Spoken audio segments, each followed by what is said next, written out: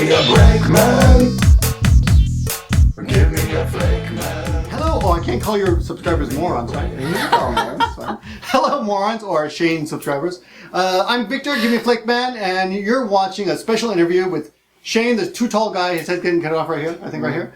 And Kemushichan. Take it away, guys. Yes, okay. So, I am very bad at Japanese, if you guys don't know that. So, I want to learn how do you learn for newcomers that don't really have school or out of school? Yeah. Like, so what kind of textbooks do you use? What kind of programs do you use?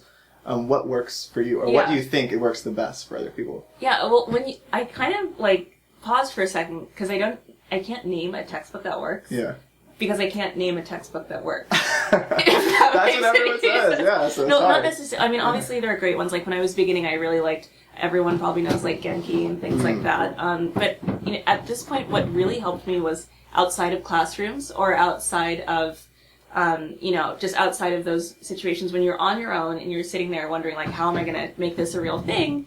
What I found was what was really good is what I like to call speech training or imitation or anything like that. Basically, getting your tongue's muscle memory in action, because your tongue is a muscle, just like this one. Of course. Just like this one, right? Just like all of those. You know, you have to train your muscles. Yeah, of course. And when you're speaking in Japanese, you know, when you're shy and you might stumble or feel nervous, if you're stuttering to say something as simple as "hajimemashite, Loretta desu," if you can't even introduce yourself without stuttering, that's on you. Yeah. You had a chance to practice that before you met someone in real life. There are certain things you can always practice on your own at home, whether it's recording by yourself and listening to it or whatever. But anyways, on top of what you already know, what I love to do is learn things that obviously you don't know through resources that aren't textbooks, and that's video series. Like my favorite one was "NIHONGO de KURASOU," Let's Live in Japanese. On YouTube, or is it on just a normal? It's on YouTube. Maybe. You have to find it, guys. Find it, okay. It's on YouTube. But it's a series where there's a Portuguese guy, a Korean girl, and a Chinese American guy, and they sit there and they talk about their lives in Japan in Japanese, and you're watching this with no subtitles, and it slowly sort of like breaks you into real real usable, functional phrases and terms that you can use. So something like that. And then there's also just the basic things like watching dramas, obviously. Obviously, guys. Obviously. No, but seriously. But I always found that if you pick one character that you really, your akogare, the one that you really aspire to, to be like, then if you imitate them all the time, like if you're sitting in the shower, like, saying whatever it is that they always say, then you find that when you're actually out in the real world, whatever you had said over and over again just slips off your tongue. Okay. The rest of it may be a little bit awkward, but at least that part you've got. And that's a slow step of, something that gives you confidence to keep going. So anyways, a lot of, muscle memory. Yeah, muscle memory.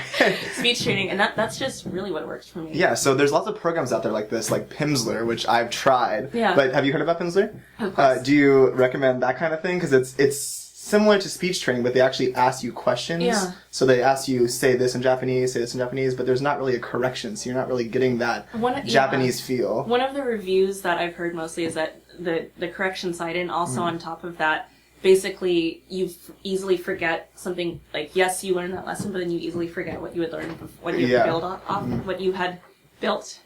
There's review components, but they're not that great, yeah. Yeah, and that's sort of why I like the TV series or the dramas or something like that, because if you're obsessed with something, you will watch it 10,000 times. You can always go back. Did I say that right? I said it just like they did, so I must have said it right. Yeah, you must. She said it right. She said it right. But, and that's why, and I say drama, but I mean like the more realistic types. Okay, obviously, not...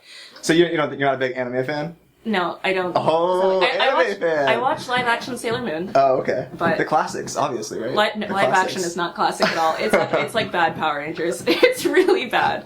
But that was one of the things that really helped me speak more naturally, hearing what they said at the ends of conversations and just imitating, that's how when someone finishes a conversation, I can add in my 2 cents just like they did. Or when they're shocked or when they're interjecting, just starting small and building off of that slowly but surely. Since I watched this series 4,000 times, I can be Sailor Moon or whoever it may be in her daily life, but now also in mine. Yeah. So, that's... Yeah, so do you recommend having an arsenal of vocab before? Because it must be hard for people, especially me as a beginner, just to go in and just listen to something and then expect them to know what they're talking about. Because you kind of can understand, but you don't get it doesn't come as naturally. You can, but I feel like that's another thing. Like I just said, speech training, but also listening training as well. One of the things that I did on top of watching a lot of things was listening to radio programs in Japanese. And there's one called SBS Japanese. It's an Australian radio program, but it's their Japanese program for Japanese residents. Yay, Australia! Yeah, in Australia. And it's actually really great because they do interviews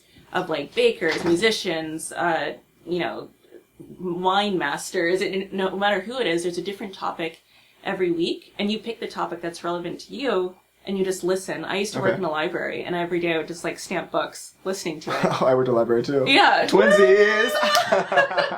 But yeah, so I would just listen to these things day after day after day after day. Yeah. And it slowly ingrains, and you're not necessarily looking for vocab because that just bogs you down. Okay. Just, letting it flow naturally, and slowly but surely. All right. It comes to you. It comes to you while you're also studying other things as well. But just, when you're listening, just listen.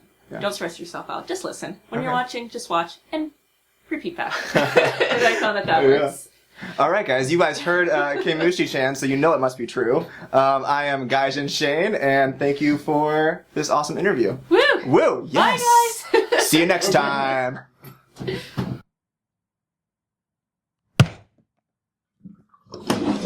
If you need help, then dial your operator.